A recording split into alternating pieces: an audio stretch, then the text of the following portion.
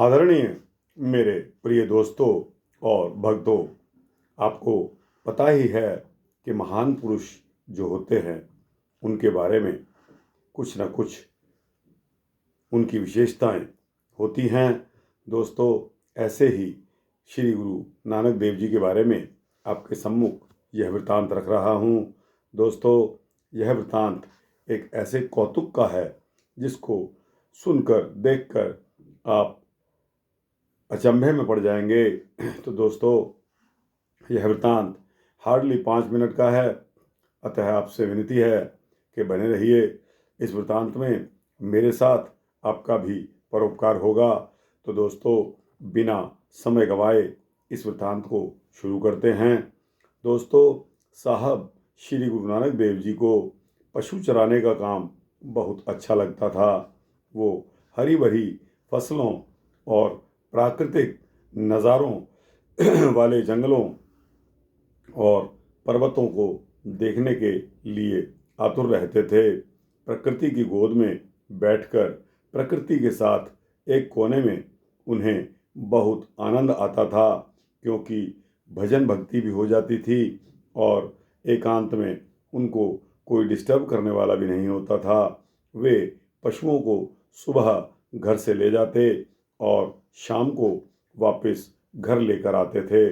दोस्तों, सुबह से दोपहर तक वे गाय भैंसों के साथ जंगल में घूमते रहते और दोपहर को जब गर्मी ज़्यादा हो जाती तो किसी बड़े वृक्ष की छाया में उन्हें नीचे ला खड़ा करते, जहाँ भैंसें बैठकर आराम करती। वे खुद भी वृक्ष की छाया के नीचे अपनी चादर बिछाकर बैठ जाते और बैठे बैठे परमात्मा की भक्ति में लीन हो जाते थे। दोस्तों, अंतर्ध्यान हो जाते। कई बार ऐसी अवस्था में वो लेट कर भी अपना प्रभु का सिमरन करते रहते थे।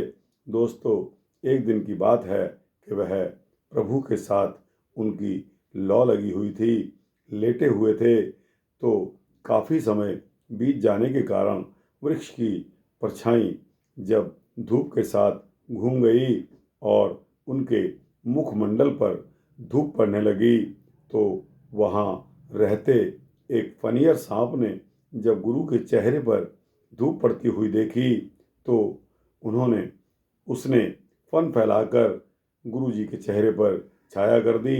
दोस्तों, उसी समय राय बुलार अपने नौकरों के सहित अपने बाहर के खेतों को देखकर अपने गांव की तरफ आ रहे थे। जब उन्होंने सांप को फन फैलाए गुरु साहब के ऊपर देखा तो वह कांप गए। उन्होंने वहां अपना घोड़ा रोक दिया और कहने लगे कि इस फनियर सांप ने तो गुरु नानक को अगर काट लिया तो इनकी जान खतरे में पड़ जाएगी, इसलिए वह उसके सिर के पास बैठा है और गुरु नानक हिलता जुलता ही नहीं प्रतीत होता। जब सांप ने देखा तो उसकी ओर कोई आ रहा है तो वह दूर खिसक गया।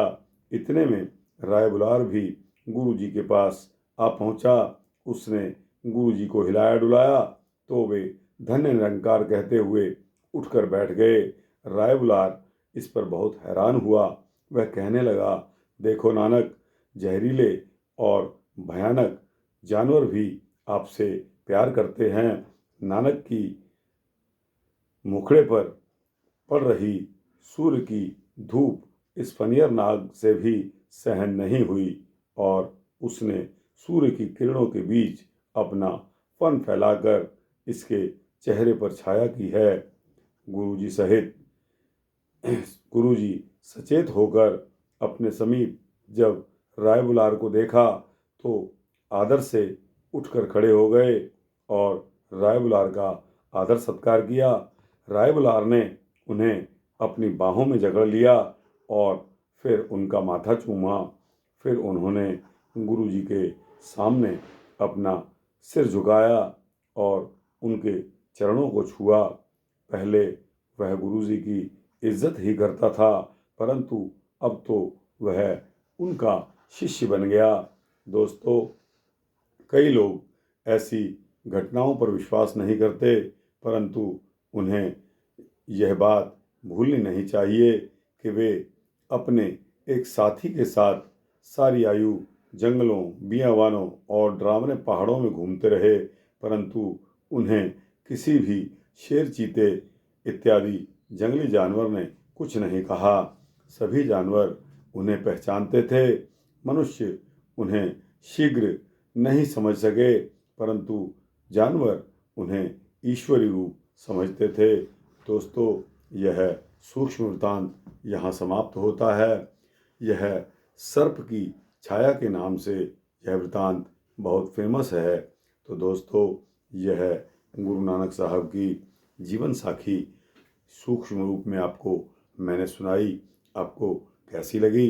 अच्छी लगी हो तो इसको लाइक और शेयर करते हुए अपने दोस्तों, भक्तों, जिज्ञासुओं, मित्रों को अवश्य भेजना। इस चैनल को सब्सक्राइब कर देंगे तो दोस्तों आपको भी इसी तरह के भक्ति वृत्तांत देता रहूं, यह मेरा संकल्प है। वाहिगुरु जी का खालसा, श्री वाहिगुरु जी की फतेह।